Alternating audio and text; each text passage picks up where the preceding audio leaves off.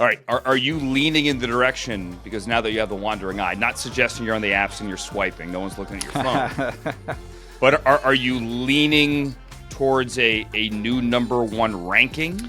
Yeah, that's what I'm saying. Are we breaking news, DJ? No, because I haven't called the person that I'm in the ranking relationship with yet and broken that news to him.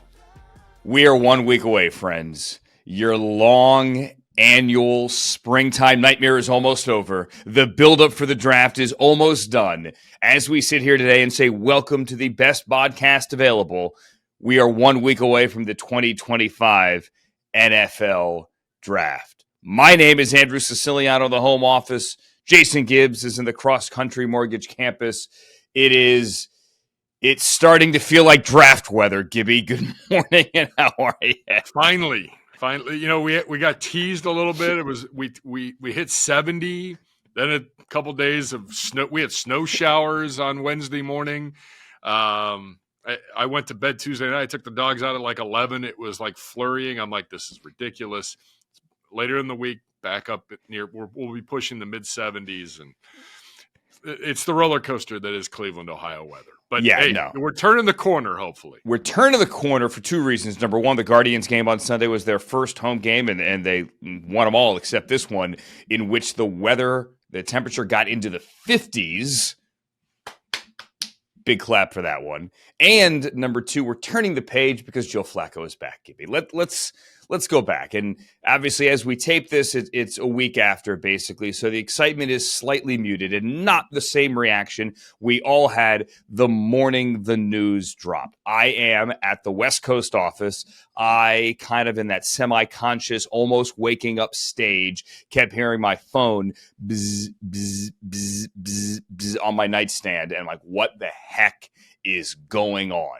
I mean, has there been a natural disaster, by the way? We had an earthquake here yesterday. Is something else amiss? And I looked at it. I'm like, oh, it's Joe Flacco. And there's a picture of him from 2 years ago in a regional jet, ducking his head, something I've never had to do, leaving the plane at Hopkins. We are back. Gibby, where were you, and what was the immediate reaction? And was there a celebration in the street despite the snow flurries? Yes, absolutely. There was a tangible difference in people's attitudes. I mean, it was noticeable. Everybody was excited. My phone, like yours, went off nonstop. I was literally getting ready to walk out the door to get to the office. My phone buzzed, and I was running around trying to get ready. My wife's like, hey, something's going on. Your phone is going berserk. And I'm like, well, that's never great on a Friday. I don't want the phone going crazy on a Friday. Picked it up. I said, honey, he's back. My wife does not get excited for a lot of things football-wise. She's supportive. She loves watching the games. She knows the players and all that stuff. She's like, he's back. He's back? Are you kidding? Is that real? And I'm like, he's back. Joe Flacco's back. And I got the biggest hug. I'm like, all right, I'm second fiddle to Joe Flacco this week. But all right, perfect, great. Excited, ecstatic. Look, it's a veteran in the locker room. Let's not forget he's 40 years old. He can still play at a high level, though. He proved that last year in Indianapolis. And you know, we know what he did a couple of years ago, and we know the type of guy he is in this locker room. Players follow him. He's a leader. I think he fits exactly with what Kevin Stefanski is trying to do with this offense, and I think everybody in the city is happy that he is back here as a quarterback for the Cleveland Browns, which, again, is just crazy to me to think about how many years did we go up against him in Baltimore? And he's back. He's a Browns quarterback again. Yeah. So. There are so many levels of crazy to this. Let me just give you my initial reaction, which was, all right, this is good. All right, I didn't run around the house. I'm like, all right, Sigh of relief. This is good. There is a fun factor to this that cannot be denied. There's also a pick factor. I mean, let's not deny that as well. He threw plenty of those last year in Indianapolis, and there is a weird coming full circle here as well about how the Giants blew it late in the season, and the Browns are picking ahead of the Giants. It was the Giants who had lost to the Colts. We could unpack that. We have plenty of time to unpack that. At a minimum, like you said, this is a veteran in the building. And listen, I'm kind of bullish on Kenny Pickett, but I think this allays some of the fears of the people that we're not going with Kenny Pickett week. What are you? There is a possibility, but there's also Absolutely. A strong possibility here of Joe Flacco. Yes, the leadership thing, the sigh of relief popularity factor here as well. I also want to, pump the brakes that if it goes well, and fingers crossed it does, and maybe the Browns get off to a good early start, I just want to caution Sports Talk Radio now. Let's not go down the, well, what if we had done this last year road pretty early. Let's just steer clear of that. Last year is over. Focus forward, moving forward only, okay? Moving forward only. If Aaron Rodgers goes to the Steelers, the Browns can now rest easy. Their quarterback is 2 years younger. Think about that. Than Aaron Rodgers. For everyone who thought that Aaron Rodgers was too old last year, he's going to be too old with the Steelers. Fear not. Joe Flacco is like 2 years younger, which I think is a good thing. But yes, the offense, which we assume, which Kevin Stefanski and Tommy Rees have both alluded to on this pod or in the Bark Tank, that we are going to run. This is a good fit. It is an affordable deal. While in no way do I think that Kirk Cousins is going to happen, this still partially keeps the door open. Again, I don't think it's going to happen. I think that ship has sailed. Okay. But this contract does not make, let me phrase it this way. This contract does not make any other quarterback move impossible. Okay, there aren't many others you could possibly do at this point. It's the draft or bust. But let's say Derek Carr were to come free, which I suggested last week, but seems unlikely now because of news of reported news of a shoulder injury. There is no other quarterback move that is impossible because this is a very, very cap-friendly deal. Yeah, you've got Pickett, who's still on a rookie deal, $2.6 million. Flacco's on a 1-year deal, incentive laden. Great. I would love for him to hit every one of those incentives. Absolutely. That would be fantastic. Absolutely. But I don't think you could put the Kirk Cousins thing to bed. Maybe this year you can. I think. What about next year? I would. That's a good point. I hadn't even thought about next year. I'm focusing on one day at a time. When that guaranteed money is, it could lead to something down the road like that. Listen, there are a lot of what ifs, I think. Really, and as we get to the draft, and let's set it up, we didn't tell you. Daniel Jeremiah, we're bearing the lead. My good friend from NFL Network, from Move the Sticks, from NFL Network's draft coverage, Padre apologist, Daniel Jeremiah, one of the world's best humans, has never cursed, is a cheap date, just wants to order Chick-fil-A and go back to his hotel room. Daniel Jeremiah will be here coming up shortly. Also, speaking of the draft, I know there are a lot of what ifs, okay? What if Tennessee had screwed it up and won Week 18 that Sunday and we were picking one? What if the quarterbacks coming out were a little bit different than the ones that did come out? What if Cam Ward went out last year like many people thought he would? And this is only a Shedeur Sanders or Jackson Dart draft. Look, there are a lot of what ifs. You can't look at the what ifs. You could only look at the fact that you got Joe Flacco and there's a potential for drafting another quarterback and there's Kenny Pickett. And this is not, I don't think, where I'm going to assume Andrew Berry thought we would land 3 months ago. I can't put words in his mouth, but it's where we are. And I'm okay with it. Absolutely. I like it. Go get a young arm. You want to go get 2? You got 10 picks. Be my guest. Yeah. If you want to take 1 in round 2, then I would be right based on what we talked about from a percentage standpoint last week in terms of a quarterback going into either the first or second round. Take 1 on Friday, take 1 on Saturday. Fine. let's see what we have and who we can develop, and let's see what's going on with Kenny Pickett. He had some strong comments at the Pitts spring game. I'm not here to hang out. Yeah. I don't know. The cafe is awful good. Maybe you do. I love that's talk show fodder, screaming head fodder, right? I get it. I'm not here to hang out. Oh, he's thrown down the gauntlet. He wants to start. May I offer the opposite opinion, which is, what do you want the guy to say? I'm here to hang out? Yeah. Yeah. If I get the job, I get the job. Imagine the reaction if it was that. Of course you want to start, and of course you're not there to hang out. But speaking of our text thread, I did note that should be the T-shirt. I'm not here to hang out. I'm fine with that. I wear that. You'd wear that? Sure. All right. Why not? Can I wear that during the Eagles joint practices? I'm not here to hang out. Oh, boy. I think that'd be great. I'm fine. Oh, boy. I don't mind wearing crazy things like that. Andrew, I have a Hawaiian shirt with every one of the faces from our content and production team on it.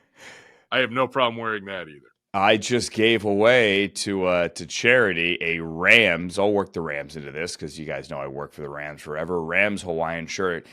We had a preseason game in Hawaii years ago, and on television they made us Hawaiian shirts with the little logo. I like that. It was good. But then after I got back, I'm like, am I going to wear this around? I'm not like Andy Reid here wearing the random Hawaiian shirt around town while going to the grocery store. Should. What about your walk on the beach? Like, come on, it's a Hawaiian shirt. That was pre-walk on the beach. I had way too much time on my hand, and I look like the odd neighbor who talks to himself while walking. So, by the way, for the record, I run before those. Like, I go through my workout, and that is my post-workout. You run? Walk. Why I run. Everyone thinks that I'm this old man that just goes on walks. I just want to make it clear. Like the other day, you posted one. You had a backpack. You were on a serious hike. There was snow. I was in the San Gabriel Mountains. Yes. Yeah, like that's a big deal. I'm not doing that. I'm walking down the street to my bar and having a bucket of Bud Lights. Like I'm not doing, and I'm going to walk back home after. Safety first. Look, that's where I'm at. Like, I didn't realize you went for a run. You're overachieving. Back it off. I mean, you know this. Maybe you don't know this. Well, for those who don't know, Gibby is on the first bus to the stadium. Okay, so Gibby is on his way to the stadium bright and early when we are on the road, and then Nathan and I and Gerard take what we call the early bus with a bunch of the players going over. We're on our first bus is usually 5 or 6 hours before. Yeah, it's ridiculous. You are there laying the groundwork and doing all the dirty work for which you do not receive enough praise. Okay? So we thank you. But very often on Sunday morning, I get up and that's when I take a walk. That's when I do like the slow walk on the road, clear the head, get a cup of coffee. Some towns I don't like to do it, but other towns, clear the head. Right? Everything's okay. These beach walks that you see on the social medias, they are after a run. Why am I getting defensive about this? I don't know. I don't know either. Coming up in a couple of minutes, our thoughts on Andrew Berry's pre-draft press conference. That is coming later this week. However, in the interim, the aforementioned best draft analyst available. I am stunned that we were able to get Daniel Jeremiah the night after the Padres, and we're recording this on Tuesday, the night after the Padres went to 11-0 at home and ran their best record in baseball to 14-3. DJ, did you sleep? You know what a sicko I am? I finished all the stuff I had. I had some draft stuff I had to get done. So I finished that. And I saw I had the game on the background, but I really got to dive in and really watch it towards the end. That's normal, right? That's what normal people do. What not normal people do is wait to go to sleep until the required time has passed that I can consume the Cubs call of Fernando Tatis's 2 home runs. That's the level of sicko that I am.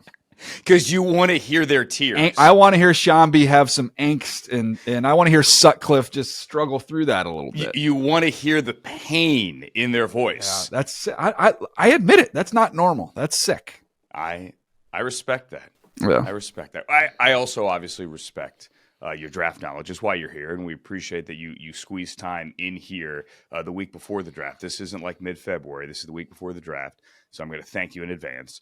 Do we agree before we get started? Obviously, Brown-centric here. Yeah. That the Joe Flacco signing, it's awesome. Like let's party like it's 2023, but it doesn't necessarily affect what they do at number 2, right? We agree with that? Yeah, I don't think that you could read into that and say that has any bearing. But I was beginning to think they were leaning in a certain direction before that move, and that didn't do anything to dissuade me. Okay, so let's get to that. Assuming Cam Ward, Daniel Jeremiah, NFL Network draft expert, of course, official intro here. Assuming it's Cam Ward at 1, the Browns are on the clock. What do you do? Well, I've long been an advocate of Abdul Carter with that selection. Abdul Carter's been my top player through the whole process, immediately followed by Travis Hunter. If it was me, you're taking one of those two guys. I don't think personally there's a wrong answer with whatever direction you go. I have to do my final update, Andrew, and to say that I've been in a committed ranking relationship with Abdul Carter for a very long time. But at the Colorado Pro Day, which we covered, I started to have that wandering eye for the first time, and it sounds really bizarre as a reason for this. But again, I love both players. When I saw Travis Hunter at the end of that workout, going through a quick, brisk workout at wide receiver, where all the movement you could see that on tape, there's nothing a surprise there. The ball skills, all that stuff, great. The guy did not have a bead of sweat on his body at the end of the workout, and I just looked at it and thought, this guy is a cyborg. Like, he is different. And I started thinking of the creative ways. If you're Cleveland, I would major him personally on offense, minor him on defense. I'm in the minority on that. Most people would flip that, but it would just be such a fun toy for them to have and to play with. That I'm starting to lean in that direction. All right, are you leaning in the direction because now that you have the wandering eye? Not suggesting you're on the apps and you're swiping. No one's looking at your phone. But are you leaning towards a new number 1 ranking? Yeah, that's what I'm saying. Are we breaking news, DJ? No, because I haven't called the person that I'm in the ranking relationship with yet and broken that news to him. So I'm trying to be patient. You don't want them to find out online. I mean, there's nothing worse than finding out online. Yeah, come on. I can't have Andrew put this out there, and then it's just like I need to take my time, really pray about it, and then I'll make my final decision. Okay, because like if Abdul Carter saw on IG, by the way, that you were hanging out with Travis Hunter, I don't know that you can hide it. I mean, it's literally like I already know what I'm going to get. I'm going to get the meme of the 3 people walking. Yeah, that's coming. That's coming. All right. Well, there you have it. So you might have Travis Hunter number 1. Is he? Yeah. Now, let's try this. Would he be, because I know Matthew Golden's in the conversation, you're maybe not on the Ted McMillan train. Yeah. Would he be wide receiver 1, or is he simply player 1? No, he's wide receiver 1 for me. Okay. Yeah. Is he cornerback 1?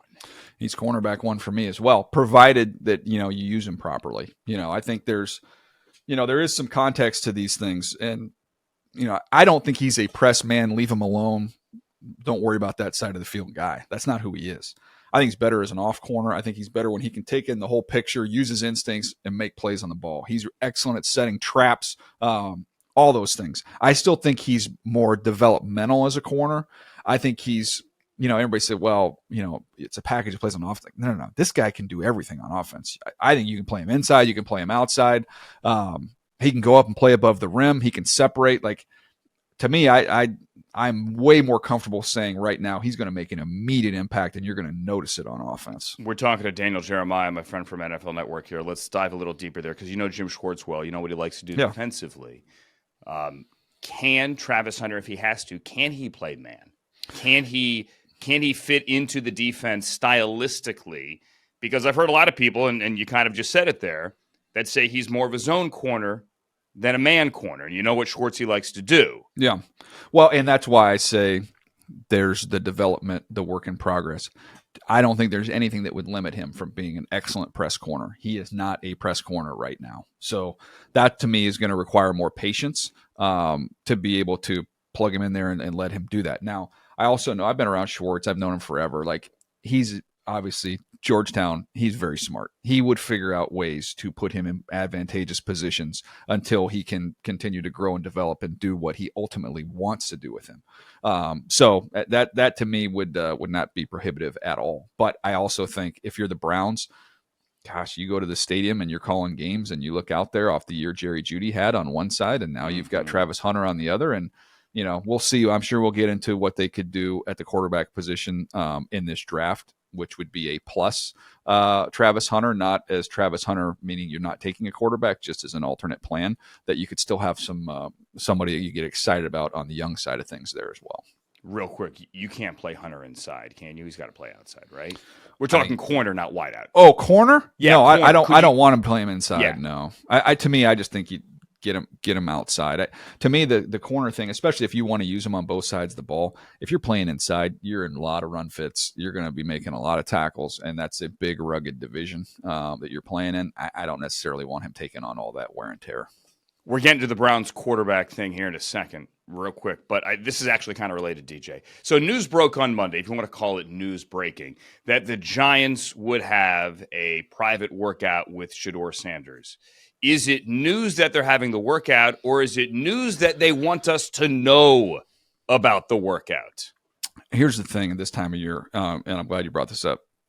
I talked to somebody in the Giants personnel department last week, and they told me about this workout like over a week ago. I think some people think like this has not been on the calendar, and it was like, oh, we got to go work out Shedeur Sanders in 2 days. Like, this has been on the calendar. This has been planned for a long time. This was always going to be part of their process. So I think it's a big nothing. I think it's just this is the time of year where they could work it out schedule-wise to work him out. Now, letting people know, people are going to find out. You really think like you're going to have a workout with a quarterback and that's not going to get out? That's all. No, but you know how this whole machine works right now. Like, I read today, excuse me, the Steelers have another running back in for a 30 visit. 9 of their 30 visits have been running backs. Granted, they need a running back. We all know that.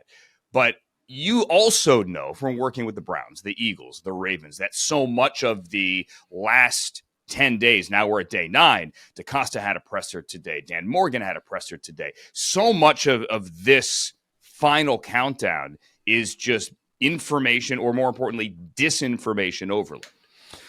I would say that would be my initial thought, except that our buddy Jack Andrade, who does research and who's the best in the business at NFL Network over the last few years, I've had him, and he's amazing at it. I've had him watch all of these press conferences and tell me and send me takeaways from them. Like, what are the big takeaways that you took?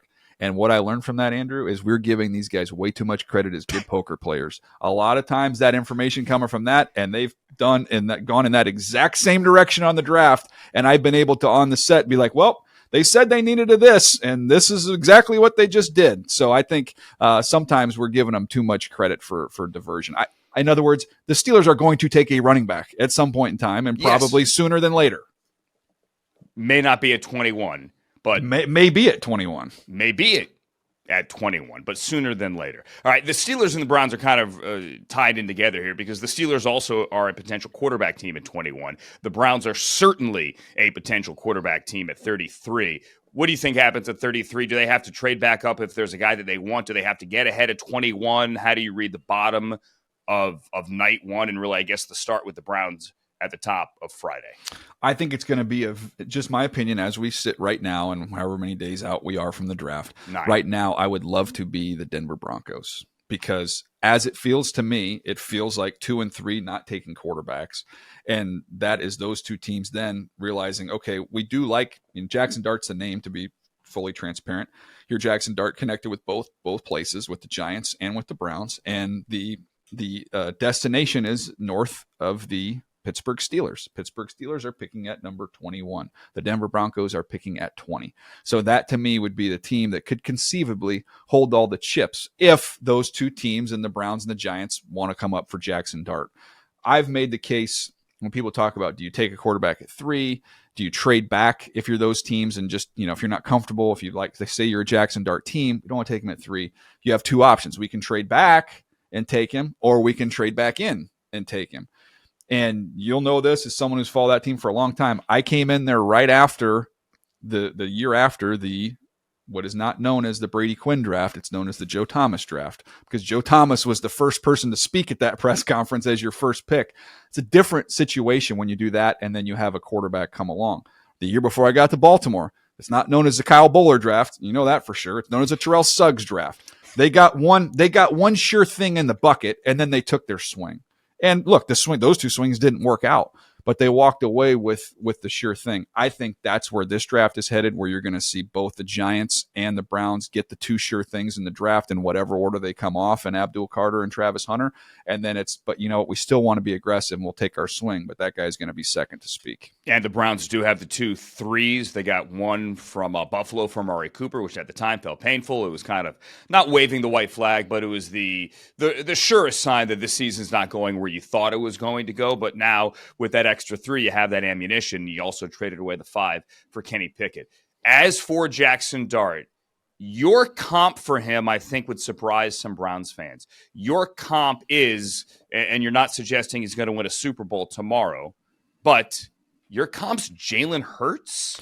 Yeah, and that raised eyebrows, and I knew it would. And I wasn't, as my son would say, it wasn't rage bait. It was literally the comparison of a player in terms of, let's start with the body type. They're strong, sturdy guys.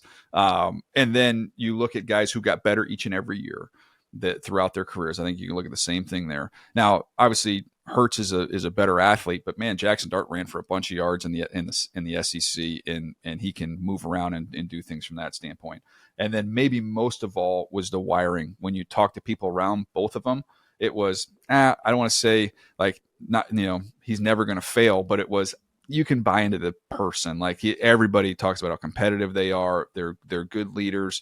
They're wired the right way. So you're betting on the person as much as the player. That's where the comparison came in for me.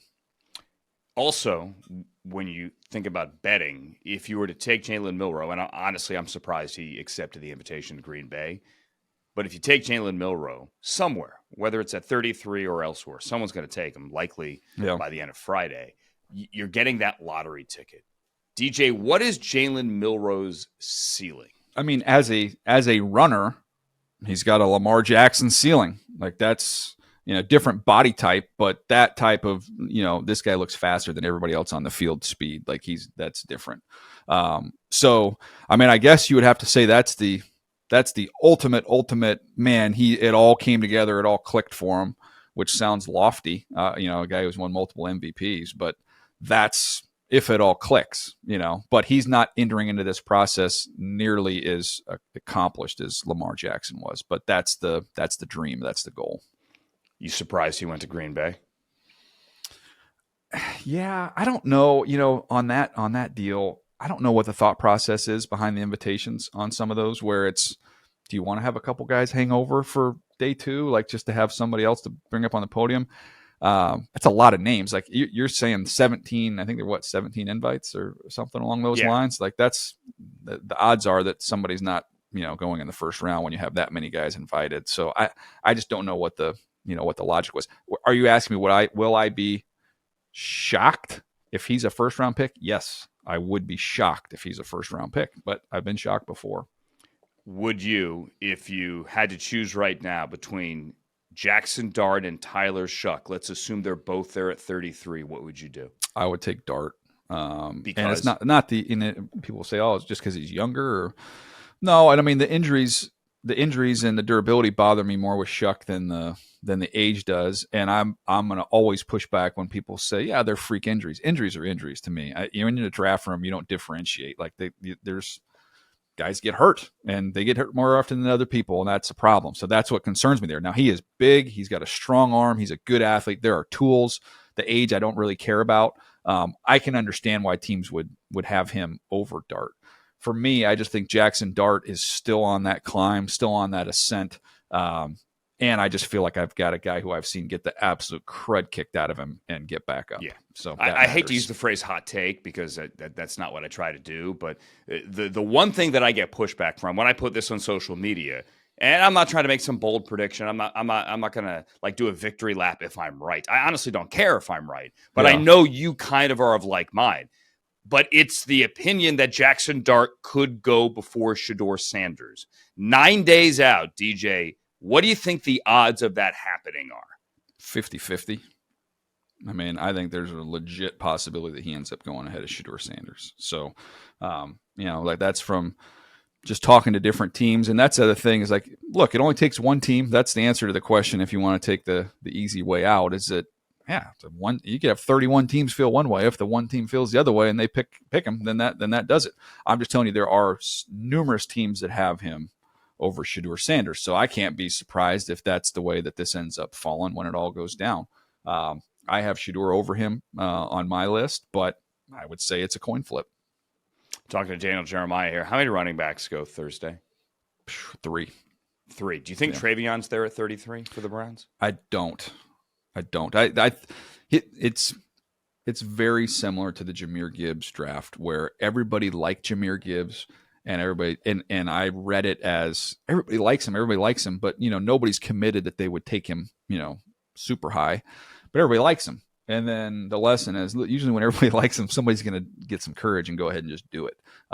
And for someone that has the value that he does as a home run hitter and someone that's unbelievable as a pass protector and can catch the ball, everybody's trying to find the mismatched players. Sean Payton notoriously came out and said he wants to find his joker in the draft. And that's what this guy is. He's a mismatched player and a draft that's not real sexy. It's a hard, it's not hard to see teams fall in love with this kid. Well, the other thing too with him is, and this with rookie running backs, any coach will ask you, can I trust my rookie running back on third down, right? Can I trust him in pass pro? Travion Henderson isn't just good at pass protection. Yeah. Like he is a violent pass protector. Yeah, I used the phrase, I wrote it in my notes, which I'd never done before. It's like there's a matrix quality to his pass protection, whereas when he hits guys, you see the slow motion arms flailing up in the air because he buckles people. And he's one of the best pass protecting running backs I've evaluated, period. Like he's outstanding in that department. All right, 2 things left here, and we appreciate your time. Number 1, what is the biggest surprise to come from Thursday night? Like if you had to write your NFL.com headline for Friday morning, other than the obvious where the quarterbacks go, or maybe that's the headline, I don't know. But like what's the wow moment if there is one? Gosh. The wow moment, that's why it's a wow moment, right? They're hard to predict what the wow moment's going to be. Well, I'll say this selfishly knowing that they won't do it, but I'd love to see the Cowboys just do something interesting. You've been so boring. I know they've had their winning years, and I know we all joke about it, and you have, I have, everybody has about, gosh, we just talk about the Cowboys. Why are we like? We're going to have to talk about them anyways. So how about do something interesting for once? Like let's see them be aggressive and go up and make some splash in the draft. Whether that's trying to maybe move up a few spots for Ashton Genty to bring him into the mix. I don't know what it looks like, but I just know we're going to talk about the Cowboys. It would be friendly of them to give us something fun to talk about. They're picking 12. We are contractually obligated. Yes, Dad, we actually are. We're contractually obligated to discuss the Dallas Cowboys. And then finally, because I believe Anchorman was filmed in San Diego, right, where you sit right now. If you, Kuiper, Matt Miller, Field Yates, Dane Brugler, if you guys all met in a back alley, would anyone kill a man with a trident? And if so, who? Oh, I wouldn't trust Field Yates. Are you kidding me? First of all, he's in phenomenal shape. Start there. The guy's in great shape. And he used to be a bigger guy. So he's got bigger guy muscles, but he's leaned up. So I think he could fight all day long. And I just think that I love Field. He's the nicest guy in the world. There's some deep-rooted anger in there. And I think he's suppressed it for a long period of time. And I'm telling you, you don't want to be around when that comes out. And he's got the fantastic hair now. He's grown out the hair for draft season. It's not moving. He'll just have splashes of the rest of our blood on him, and his hair will not have moved. Yeah. Almost like our dear friend Charles Davis. Maybe I should have put him in there as well. And you and I both agree he is the nicest man on earth. Like, he is America's best. But also there's an angry Chuck in there. That's what I'm getting. Angry Chuck in there. Yeah. There's angry Chuck in there, and when you see evil Chuck come out, you best get out of the way. Yeah. Yeah, and I think just out of respect, Kuiper, they'd leave Kuiper alive. Like nobody's messing with Mel. Like we all have our gigs because of you. So hands off, man. You just you sit a sandwich and watch the rest of us duke it out over here. There is a show, and it will be a show on Thursday night next week in Green Bay. Daniel Jeremiah will be there, hopefully with puppies by Saturday, but with Rich Eisen undoubt on Thursday, Friday, and Saturday all day long for the NFL Draft 2025 edition. Please watch on NFL Network, and you're going to be on ESPN this week as well doing all that. Love you, man. Glad we did this. Break a leg. You're the best, brother. Love you, man. He's the best. All right, Gibby, a lot to unpack there. Number one, it certainly seems that Daniel Jeremiah is leaning towards making Travis Hunter his number one overall player, which would be nice. He also has a Heisman Trophy, which is also nice. But of all the awards on his shelf, DJ's number one in his top 50 is probably the best honor. Wide receiver or corner? The answer is yes, both. He also told NFL Network, former NFL Network research intern Garrett Podol, who now writes for CBS, that if he can't play both ways, he basically wants to quit. By the way, I'm happy for Garrett. I love the kid. The Browns would play him at both. At this point, there isn't a team that would say, we're not going to play you at both. The Browns would play him at both, and Andrew Berry has said, if you go back to the combine, they see him primarily as a wide receiver, which is good because they need him primarily as a rookie, as a wide receiver. Remember, Martin Emerson is up for a contract extension. He was not a first-round pick. This is going to be year number 4. Greg Newsome is in year 5 of his initial rookie first-round deal. He's on the 5th-year option.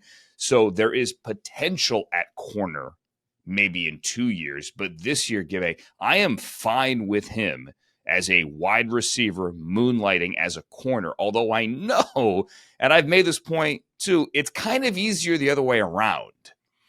Yeah, I mean, Gerard was on Cleveland Browns Daily earlier this week. Browns analyst, sideline reporter, guy that's played some corner in his day, and he said it. Charles Davis was also on Cleveland Browns Daily this week, and kind of said the same thing. The most impact that Hunter can have is definitely wide receiver, especially for this football team. The greatest impact he can have is wide receiver. Is it an easier endeavor than corner? Probably. But as Gerard said, technique matters at corner. And you need reps upon reps and upon reps. And he said, having to divide reps between wide receiver and corner could actually hurt his development as a corner in the National Football League, because you're taking away some of the valuable things that, he needs to know at the NFL level. It's a lot, man. I mean, he averaged 1,100 snaps a year the last 2 years for Colorado. I don't think that's going to happen. He's going to play both ways. If the Browns take him, and by the way, we're not telling you that we already know the pick. My gut tells me that's the pick, because that is the collective, that is the group think right now in the draftosphere. All right. That's what I believe. If it's Abdul Carter, I'll be happy as well. I've kind of built myself up, however, to Travis Hunter. Matt Harmon, who I respect a lot, does great work. Check him out, his YouTube page. Check him out on Twitter. He primarily focuses on wide receivers, getting off the line versus certain coverage, separation at the top of the route, things like that. As it all kinds of numbers. Said that looking at Travis Hunter the last 2 years, his get off the line, his separation against press man is the best he's seen. Basically, the comp is OBJ. I mean, that's saying a lot.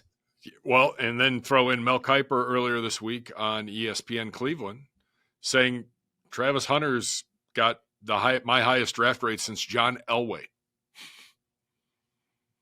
Great. I mean, that's... So John Elway ruined my childhood. Here's hoping Travis Hunter. Yes. Awful. Travis Hunter would enrich my adulthood. How about that?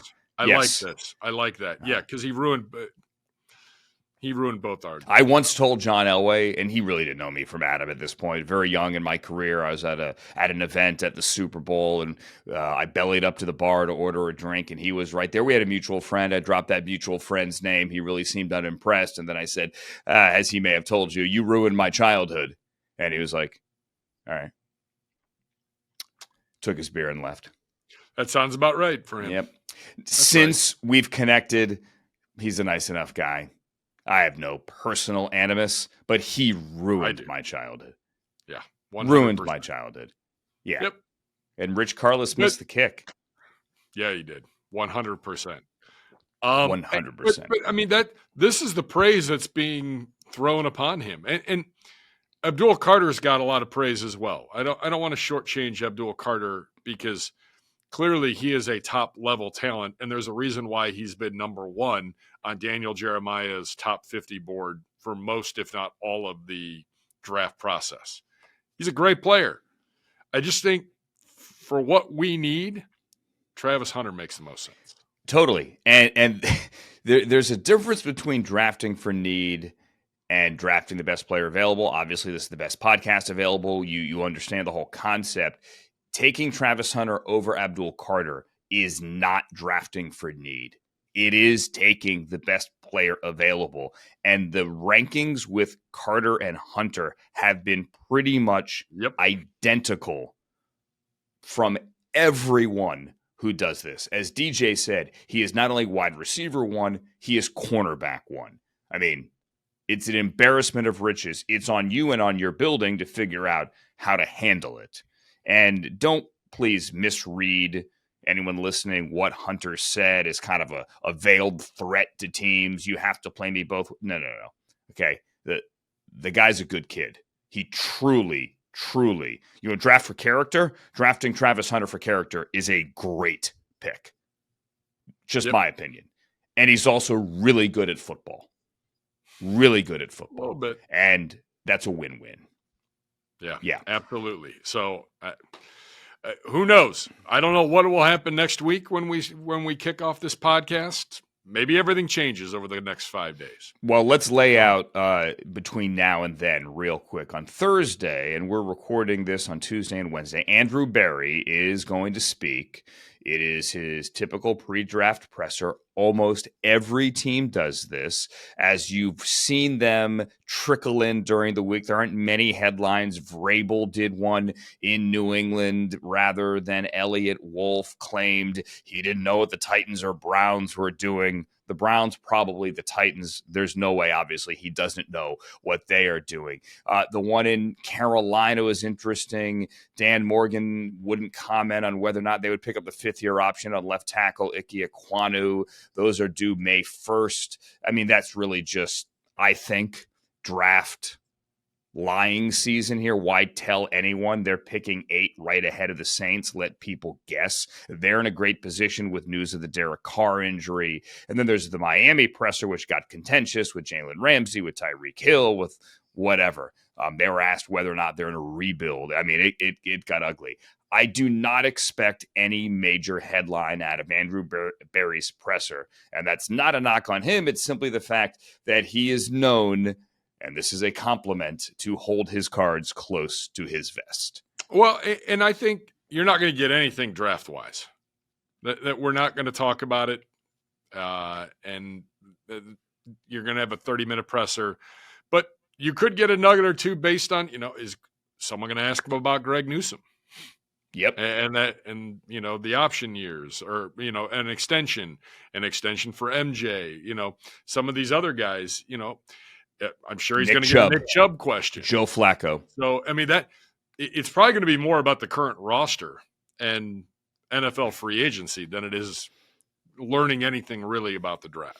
And then the players are back in the building next week for the first stage of the offseason program. There's no football, nothing like that. It's all lifting weights and working out. But they're back in the building, and Kevin Stefanski will have a presser pre-draft next Wednesday next week as well. Yours truly will be there at the Cross Country Mortgage Campus, handing out Hawaiian T-shirts with the words, "We're not here to hang out," on them. I love it. Love it. I need a big one. I need a large one. And then as Fila said, I need to run. I need to take a page off of your book and do a little running myself. You texted, "How's your chess game?" as well? Well, I don't know if you've seen it, but Abdul Carter beat Stefanski in chess when he No, I missed that. Oh, yes. That's why I said, how's your chess game? Coach Kevin Stefanski doesn't lose at chess very much. He is an esteemed chess player. I did not and know Abdul that. Khar beat him in his visit here. Hold on. Do we think Stefanski took a dive? I don't see Coach taking a dive. I don't think he's that guy. I think he's little too competitive. You build up the young players here, ingratiating yourself to the potential second overall pick. Just saying, they went to rival high schools. I don't know. Could he stomach that? I don't know. I don't see Coach allowing someone just to beat him. Who would win Stefanski and Amari Cooper back in the day? It was very competitive. Amari got him once or twice. I know Coach got his fair share of victories as well. Has Coach ever played Stephen Kwan? I don't have an answer for you. Because that would be good. Stephen Kwan is, I don't want to say he's elite, but I think you can. He's damn good. That's a charity event, Stefanski and Stephen Kwan. For Coach's Foundation. Someone can bid on the right to watch them play chess. I've never called play-by-play on chess. Let's do it. Let's do it. I like it.